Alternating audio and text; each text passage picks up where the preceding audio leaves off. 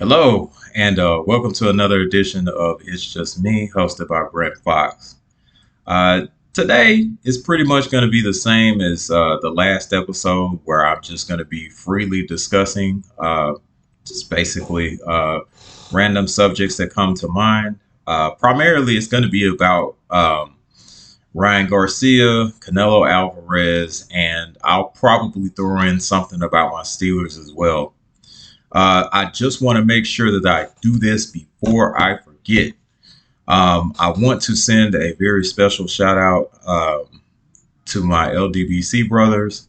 Of course, Coach 67 Sports TV, who has not only the Southern Ballers podcast with my other brother, Jared O11 Green, and my brother JB. Um, he also has a show called Bayou Sports Talk that primarily comes on Saturdays at 2 p.m. Central Standard Time, I believe. It is a very, very informative and very entertaining show. I would highly recommend that you all check it out. He does come on YouTube, from what I actually know, and I think he's available on most social media platforms as well. So yes, check out Bayou Sports Talk, 2 p.m. I know at least on YouTube, 2 p.m. Central Standard Time, of course, on YouTube on Saturdays. The Southern Ballers podcast will come on Sundays, occasionally Fridays. Both time slots usually are around 7:30 p.m. Central Standard. This is the top of the line LDFC, which is just a branch of the LDBC. LDFC, of course, is Lion Den's football community, where we discuss football on all levels. Um, we really have a great time. It is it's a really organic show. People have really come to like that particular type of environment when it comes to podcasts, where everything is pretty much authentic and organic. The interactions are genuine, and you'll of course get the spirited back and forth on occasion with some of us. Now, I also would recommend checking out my other LDBC brother, Cadillac Red. He has several shows to choose from. Um, the primary shows are going to be BS and on the Beltway. Those usually come on, I would say, Mondays and Fridays at this point. Those usually come on YouTube that I know of around, I would say, 3:30 p.m. Central Standard Time. And then he'll have his show Views from the Lack, which also comes on YouTube around the same time, which is 3:30 p.m. Central Standard. That's usually airing on Wednesdays. So yeah, please check out his content. He provides a great show. Uh, his takes are quite hilarious. I mean, I would highly recommend that you check him out. And last but not certainly not least, my brother, I Am Trill Will, has his show. The Fridays show that he actually has usually takes place around 7 p.m. Central Standard, also on YouTube. Um, I think it's Free Smoke Fridays. It used to be, I think, free, yeah, it is Free Smoke Fridays now, I believe.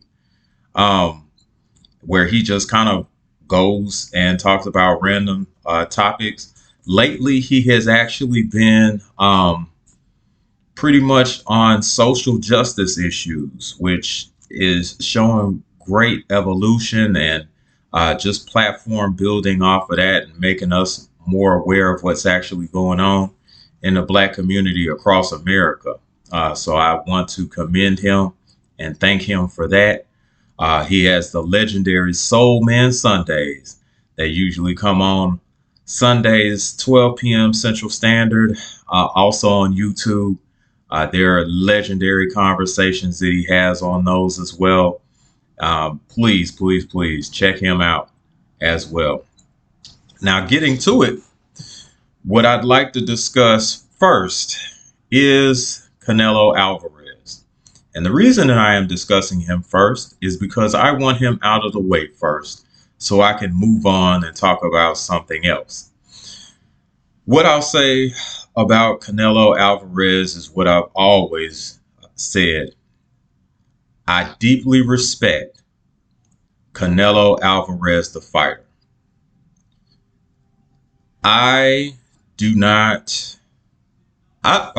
I'm just going to be honest.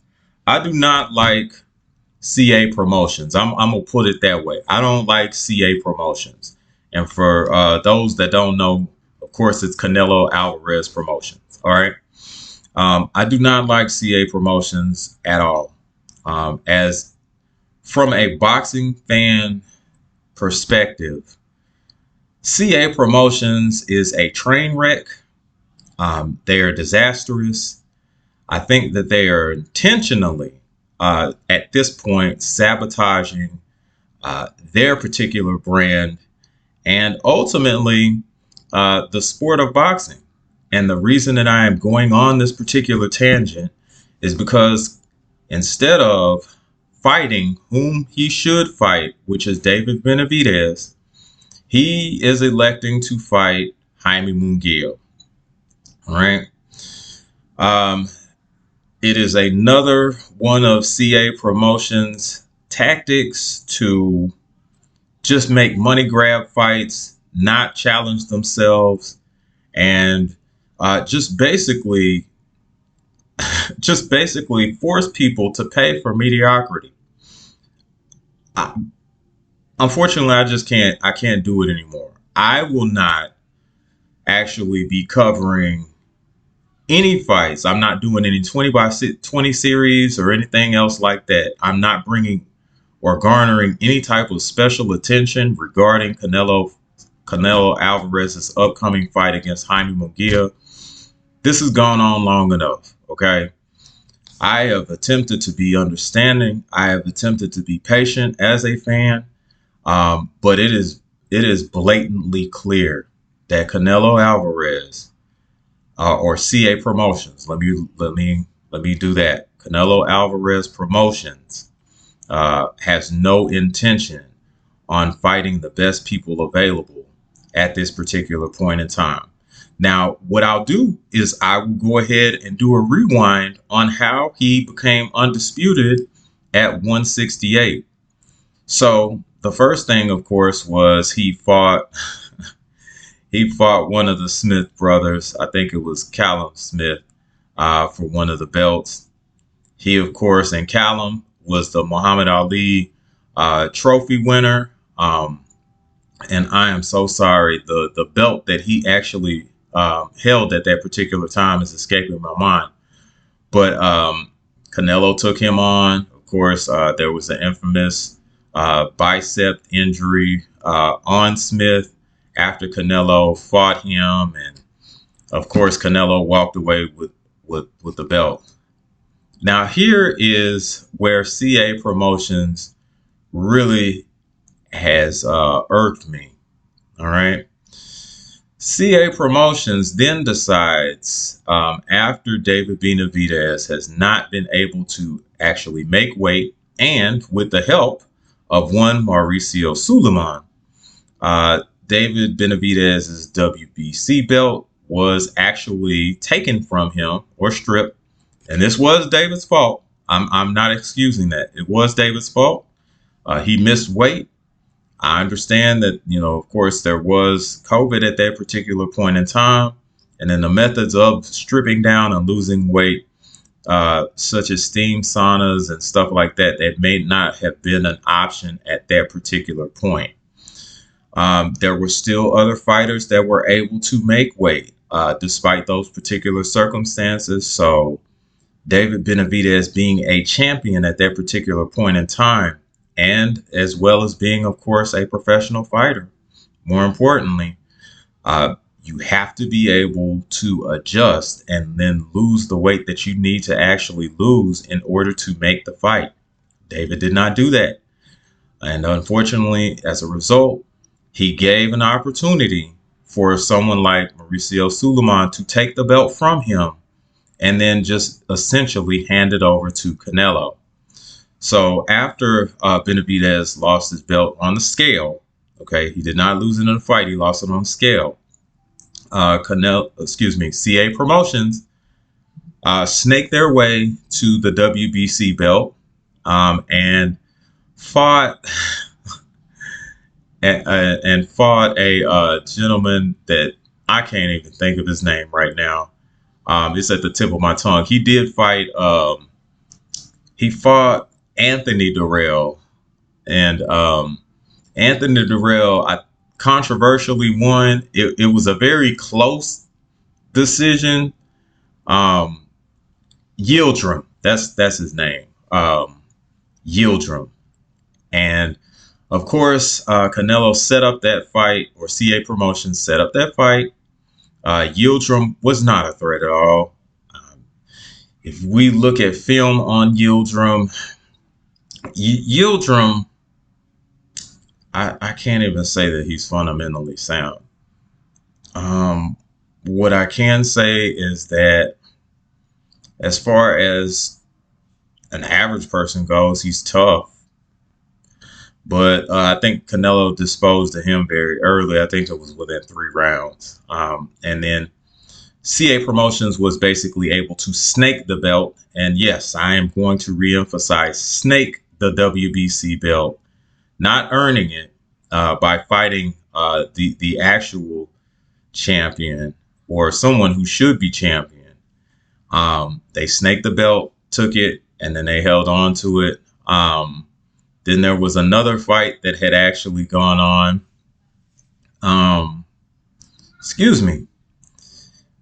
With Caleb Plant. Now, to most lay people that weren't really familiar with boxing, they felt like this was actually going to be an easier fight than what it actually should have been, according to me. I believe that Caleb Plant was enough of a good boxer to give Canelo problems. But I've stated multiple times before that fight, the reason Canelo chose that fight was because, unfortunately, Plant did not have enough power to keep Canelo honest. And unfortunately, it played out the way that I thought that it would.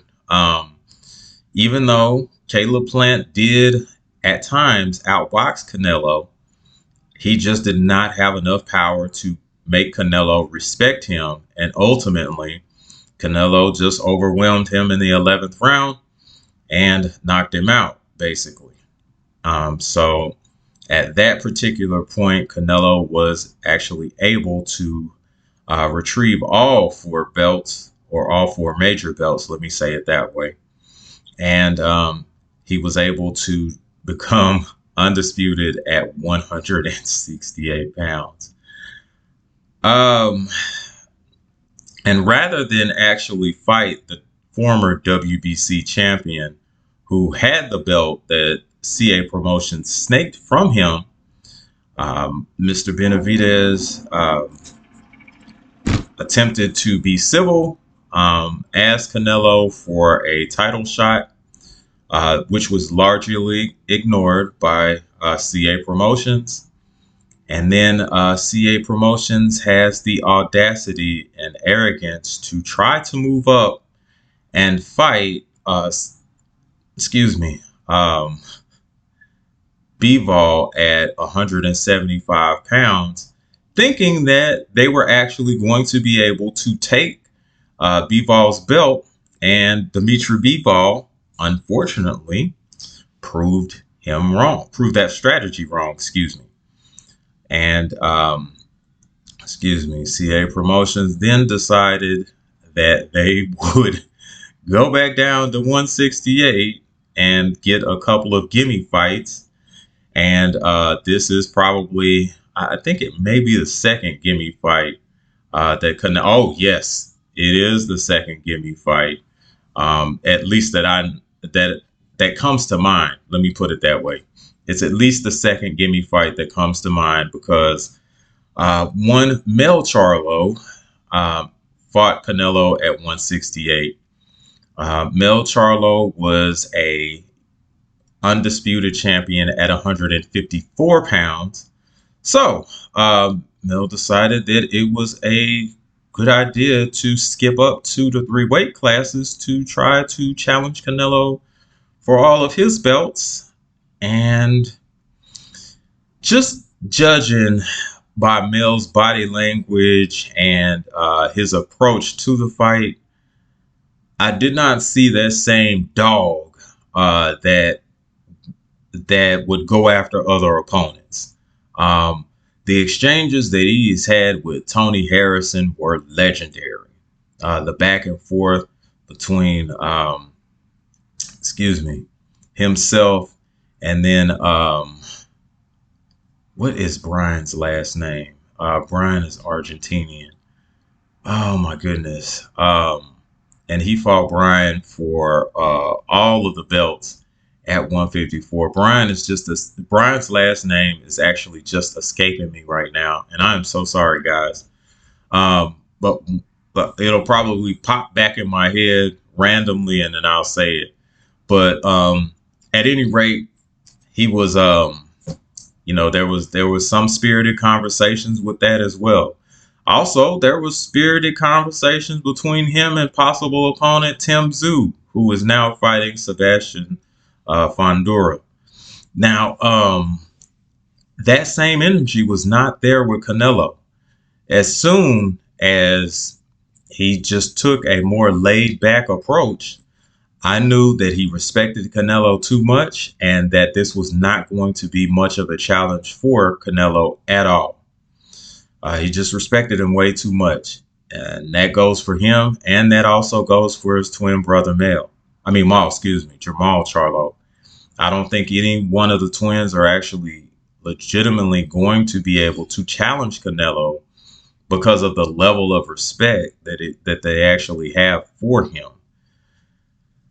Which, getting to the point, is this, okay? This is a message for Mr. David Benavidez. Mr. Benavidez, you have tried to be civil, and you have tried to be humble as far as just trying to get a fight from Canelo Alvarez. David, it's time to be disrespectful, man. It is time to be disrespectful. And what I would probably say to that is this: you're gonna have to expose Canelo for the pussy ass nigga that he is, okay?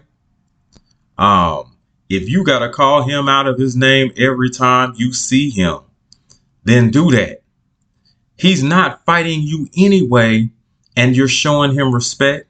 So why the fuck does he earn your respect now? He don't deserve your respect, David. He doesn't. Okay? He does not. All right? He's pulling all these whole ass moves and avoiding you and laughing in your fucking face about it, man. I feel disrespected, and I'm not even directly involved. All right? Me as a fan am disrespected, and I am so sick and tired of this bullshit that Canelo keeps pulling. Okay? He clearly does not want to challenge himself. He does not want to fight the best out there. He just wants to do money grabs and just avoid people that he should be fighting. I'm sick of the shit. I really am. So my message to you, David Benavidez, is this: every chance you fucking get, you embarrass the fuck out of him. You call him out his name. Hell, shit. At this point, won't you even just slide in his wife's DMs and be really disrespectful with the shit? Like, come on. Like, do something, man. Do something. And I don't want to be sounding like the Everest College man and all of that bullshit, but it's getting to the point, man, to where this is just embarrassing for the sport. Canelo, the fighter, Canelo Alvarez. I still hold, when you're in the ring, I still hold a high degree of respect for you. But CA Promotions, you can suck my dick. And I mean that shit. I'm so sick and tired of this promotional group putting out a whole bunch of stupid ass shit and expecting us to just deal with it. Nah, I'm not covering your fucking fights for a reason. And shit, I really shouldn't be even giving you this much attention as a result of that. This is going to be the final time that I even fucking talk about this shit until you push yourself and show that you're a true champion, which you are fucking not. Okay? Yes, you may have all the belts, but those belts don't do you no good when you don't have no fucking balls, nigga. This has gone on long enough. This has gone on long enough. And I am so sick of this shit. All right? You are doing boxing a disservice. CA Promotions. You are doing boxing a disservice. And I'm sick and tired. And we are sick and tired of this shit as true boxing fans. We've watched your career. We've watched you beat Ricky Hatton's brother. We've watched you beat Miguel Cotto's brother. Shoot, we watched you beat Angulo. We watched you beat or controversially win against Irislandi Lara. We seen you beat Austin No Doubt Trout. All right. As a matter of fact, we've seen you. Shoot, we've actually seen you handpick I don't even want to say gently used Sergey Kovalev. You picked up a used and abused Sergey Kovalev, and you wound up beating him. You wound up fighting Triple G 3 times strategically. Okay. So yeah, there's been a lot that we have actually witnessed from you, Canelo Alvarez, the fighter. But I'm talking to CA Promotions. CA Promotions, you've earned this one. So fuck you. All right? Fuck you, CA Promotions. All right? And until you get your motherfucking shit together, you don't have my support, nor should you have any support of any real fight fans out here. So once again, to CA Promotions, fuck you. All right. So moving on to something else. Ryan Garcia. Ryan. Okay. Ryan Garcia has now released footage of him training for the upcoming Devin Haney fight, which I certainly hope that he actually makes it 420 and something doesn't mysteriously happen to where Arnold Barboza now has to fight Devin Haney. I'm hoping that Ryan actually, first and foremost, makes weight, shows up to the fight, and then, whatever happens in the ring happens in the ring at that point. Looking at his training videos, I am thoroughly convinced that Ryan is probably going to get knocked out cold. I know I've said that before on another show. I am re-emphasizing that. He looks in no shape, form, or fashion ready for this particular fight. And it is discouraging and very disappointing because this fight could have been a very marketable fight had Ryan done what he's supposed to on his end.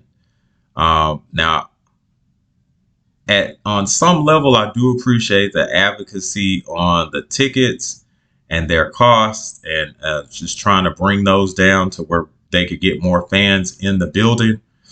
But at the same time, if you are doing conspiracy theory stuff and then you're talking out of your mind and you're talking in tongues and all of that, it's not going to sell the fight. Those people that are actually watching the conspiracy theories and all of that, they're not buying tickets to your fight. Hell, they're not even going to pay for the pay-per-view for the fight. Like, you're reaching out to the wrong people. And then finally, after you get your shit together, you want to do training videos, which, okay, I guess that's cool. All right. Okay. That's fine. But from what I'm looking at, especially on the early training videos, is that his footwork is so damn horrible. I know and understand why Coach James is just kind of beside himself at this point. And Coach James, my heart goes out to you because I know that you were actually doing your best in that type of situation, which is ultimately almost the worst type of situation one could have when you're trying to prepare someone that just refuses to be prepared. And that's the honest truth. Ryan is not ready, nor would he ever be, to be quite honest with you. But I think that this particular instance, Ryan knows that either way he was going to lose. Okay. So at this point, what he's doing now is just acting crazy. Um, and maybe, you have to have some of that in you in order for that to come out. So I'm not going to say that he's completely acting crazy, but I will say that maybe he's bringing another side of himself out that he probably shouldn't have in a public format. Um, but nonetheless, he he's probably going to wind up getting viciously knocked out. I just see this over and over in my head. This man getting hit with a very clean shot and just flat out falling on his back, just falling straight back, not collapsing or crumbling. I see him just flat out falling back. Um, yeah, just flat out falling back on his back, out cold. Um, the fundamentals weren't ever really there, but if you know anything about boxing, one of the top rules in boxing is to never cross your feet.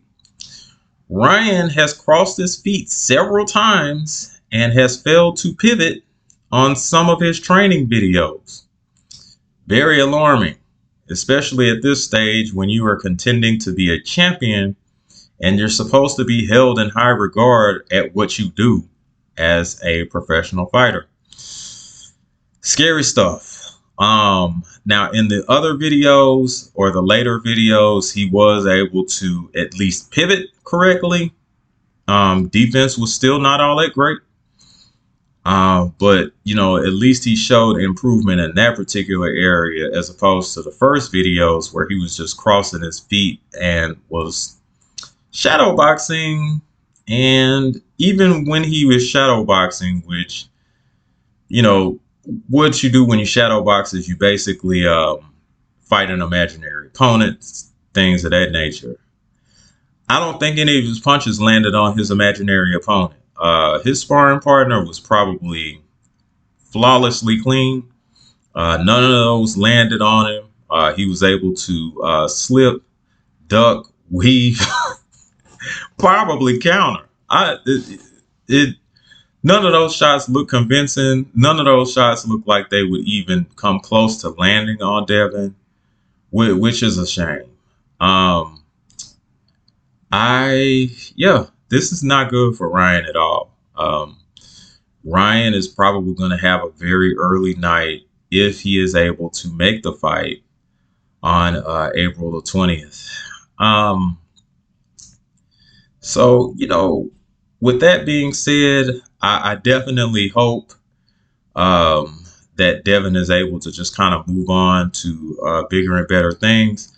I am actually hoping that he would, take on Adrian Broner after this Ryan Garcia fight and, be able to probably sell a bit more tickets with that particular fight as opposed to this Ryan fight, which I think, unfortunately, if we're doing box office numbers and stuff like that, it's going to fall flat.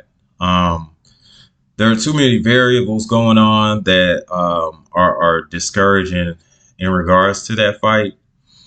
And it's just not going to make the money that it's supposed to be making. And I think, unfortunately, they're going to conveniently find a way to blame Devin partially for it.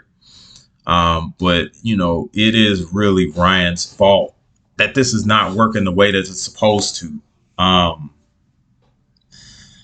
I really don't know what to say about that as a boxing fan. I'm still planning on purchasing the fight to just show support, and I just want to see how Ryan gets knocked out, to be quite honest with you. And once again, Coach James, my heart goes out to you as a fellow Dallas native. He's from Oak Cliff, I'm from Pleasant Grove. Um, so my heart goes out to you, Coach James. And again, I can't reemphasize the fact that I know that you've done your best, but under these circumstances, it just couldn't be helped that Ryan is about to get flatlined out there in the ring. That's if he decides he's going to fight. Um, I also just want to briefly touch on this since we are talking about fighters that are not doing business wise what they should be doing. Um, I like Shakur Stevenson as a fighter. As a boxing personality, maybe not so much. Um, Mr. Stevenson has made some pretty bold remarks as far as, being having Devin Haney on the run, Devin not wanting to fight him, him originally not accepting the 25% because it was a very low ball offer, when in turn Devin had to take, I think, even less than that to try to fight George Kambosos twice in a horrible deal from Top Rank slash ESPN. Devin still wanted to push himself and challenge himself to be the best, so he took on that particular bogus deal, which I think was to the surprise of Top Rank, um, and he fulfilled his contract. Yes, the Lomachenko win was controversial, and there are still a good pocket of people that thought Lomachenko won.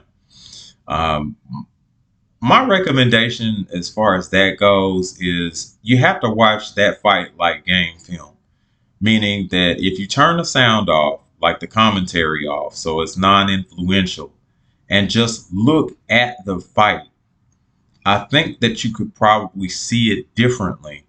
Um, After reviewing the fight like that, there have been some people that have come back and said Devin has won. There have been some people that has come back and also said that the fight could have been a draw. Um, I haven't heard very many people after watching the fight like that mention that, oh no, clearing away, Lomachenko still should have won. Um, I haven't I haven't encountered in I haven't encountered too many people. Now there are a few. I haven't encountered too many people that after watching the fight like that, like game film, have said that Lomachenko actually won the fight. Um, what I would also mention in reference to Lomachenko is that maybe Shakur should push to try to fight the winner, I guess, of Lomachenko and Kambosos. All right. Maybe, just maybe, that should actually be in the works for him to do. I think that it's important for Shakur to try to carve out his own legacy as opposed to just kind of jumping out there every time someone else has something going. Um, that particular part of it as a boxing personality, I do not enjoy. Um, I think that Mr. Stevenson can be a very likable person. But as far as a boxing personality goes, if you're jumping on the internet and trolling other fighters almost every chance you get, and trying to make other fighters guarantee over the internet that they'll fight you and all this other stuff, I just that's to me that's not a very good tactic. I mean, to be quite honest with you, and I understand that I'm older and I'm not as social media savvy as I should be. Um, I just still think that as a man, and I'm not saying that you're any less of a man or anything like that, Mr. Stevenson. What I am saying is that that could have that could have been handled differently. To be honest with you, um, I think Mr. Stevenson somewhere, and I'm holding out, and you could call it maybe me holding out hope. I do feel like Mr. Stevenson should be able to get fights off of his own merit.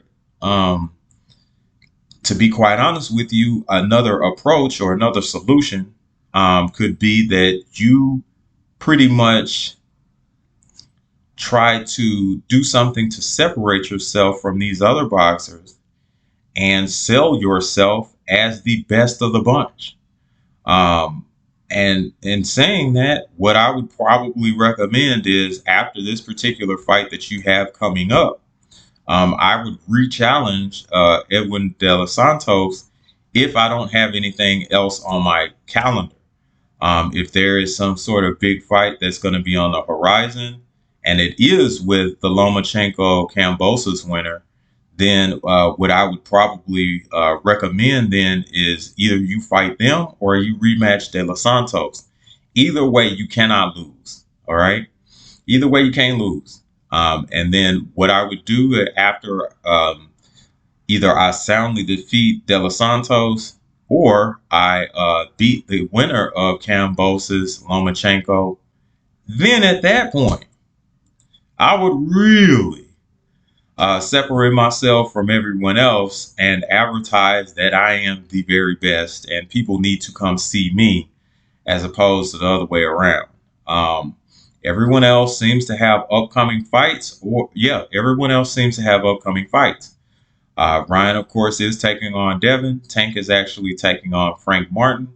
And from the looks of it, the undercard is actually shaping out to be pretty well, to look pretty good as well. Excuse me.